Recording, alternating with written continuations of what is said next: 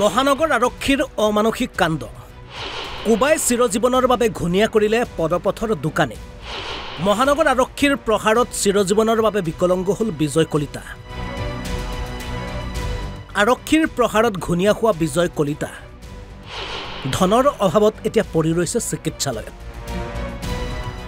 এজন বিজয় কলিতা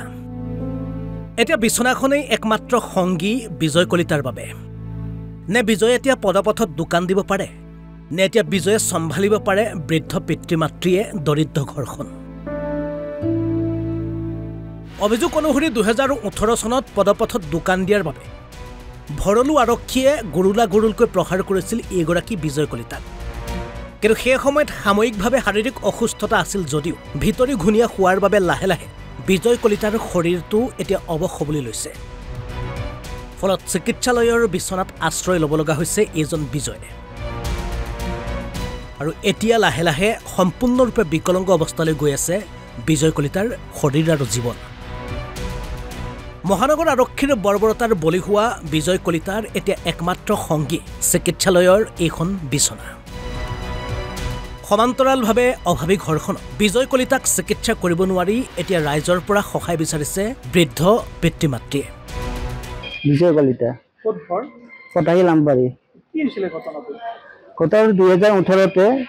মোৰ দোকান ফুটপাথৰ হয় চিকেন পকোৰা চাওমিন বিক্ৰী কৰোঁ মিনিষ্টাৰ আহি আছিল ৰাস্তা দি অহাৰ টাইমত পুলিচ আহিছে পুলিচে তাৰ দোকান উঠাব দিছে অলপ দেৰি হৈ গ'ল দেৰি হওঁতে পুলিচে পিছপথত মাৰিছিল পিছপথত মাৰাৰ কাৰণে মোৰ আজি এনেকুৱা অৱস্থা হৈছে মই পেৰালাইজ হৈ আছোঁ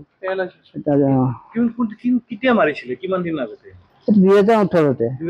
মাৰিছিলে তেতিয়াৰ পৰা পেৰালাইজ হৈ আছে হোৱা নাই মানে বেমাৰটো তেতিয়া মানে মই চিকিৎসা কৰা নাছিলোঁ সময়ত অলপ দুখ পাইছিলোঁ কিন্তু মই চিকিৎসা কৰা নাছিলোঁ পইচা পাতি এনেকুৱা নাছিল বেমাৰটো মাথাৰ পৰা আৰম্ভ হৈয়ে আছে আজিলৈ 6-8 বছৰ হ'ল আৰম্ভ হৈ আছে এতিয়া চিটি লাহে লাহে বাঢ়ি গৈছে মই মানে 2021 পৰা গম পাই আছোঁ বেমাৰটো হৈ আছে কিবা এটা হৈ আছে মই সেনেকৈ চিকিৎসা কৰা নাছিলোঁ ডক্তৰকো দেখা নাছিলোঁ আজি 3 বছৰৰ পৰা মানে মই একেবাৰে অৱস্থা বেয়া হৈ গৈছে এতিয়া ভাঙৰ মেডিকেলত দেখালোঁ তাতেও মানে কি চিটি স্কেন কৰিব দিয়া নাছিল সেই সময়ত এতিয়া এখন মেডিকেলত আহাতে চিটি স্কেন কৰিব দিওঁতে ধৰাত পৰি গ'ল মাথাৰ পৰা হৈ আছে এতিয়া এই মাথাত যে ডক্টৰে কৈছে তোমাৰ গলত কিবা দুখ পাইছিলা নেকি তেতিয়া মোৰ মনত পাইছিল পুলিচে একবাৰ মাৰিছিল পুলিচটো নামটো নাজানো কিন্তু ভৰলু থানা পুলিচ আছে সেইটো জানো 2018 চনতে মাৰিছিল বেমাৰটো মানে এতিয়া মানে একেবাৰে পেলাই হৈ গৈছে গোটেই বডিটোৱে গোটেই হাড়বোৰ কাম নাই মোৰ মা আছে দেউতা আছে ইয়াতে দেখভাল ইয়াতে কৰি আছে আজি মা দেউতা নাথাকিলে মই মৰি যাব লগা হ'ল সেইকাৰণে আপোনাৰ ডক্টৰে কৈছে আৰু যে গলত মাৰিছিল বাবে বা গলত জখম হোৱাৰ পৰা বুলি কৈছে মাৰা বুলিতো নাজানে ডক্টৰে নাজানে নহয় মই জানো মাৰা বুলি সেইকাৰণে মই এতিয়া মানে চৰকাৰৰ পৰা অলপ সাহায্য বিচাৰিছিলোঁ আৰু মোৰ মা আৰু দেউতা আছে দুটা বুঢ়া আৰু মানে চিন্তা মই মানে কামাই কৰি খোৱা মানুহ দেউতা আৰু মাক বেলেগ কোনো নাই সেনেকুৱা এতিয়া পুলিচটোৰ ওপৰত কিবা একশ্যন বিচাৰিছে মই এনেকুৱাতো মই বিচৰা নাই কিয় কোনো প্ৰুফ নাই মই পুলিচৰ পৰা একশ্যনো বিচৰা নাই এতিয়া মই সেইখিনি মই খালি সুস্থ হোৱাটো বিচাৰিছোঁ সহায় এটা বিচাৰিছোঁ মোৰ নাম হৈছে বিজয় কলিতা আৰু মোৰ সৰু ল'ৰা কি হৈছিলে ঘটনাটো গম পাই ঘটনাটোতো শুনিছে শুনি কি কৰাকৈ পুলিচে মাৰিছিল বাবে এতিয়া মানে তাৰ অৱস্থা আজি 3 বছৰটো এনেকৈ বিচনাত পৰি আছে লাষ্টত মই ইয়াতে লৈ আহিলোঁ ৰাইজৰ ফালৰ পৰা কি বিচাৰে এতিয়া ৰাইজৰ ফালৰ পৰা অলপ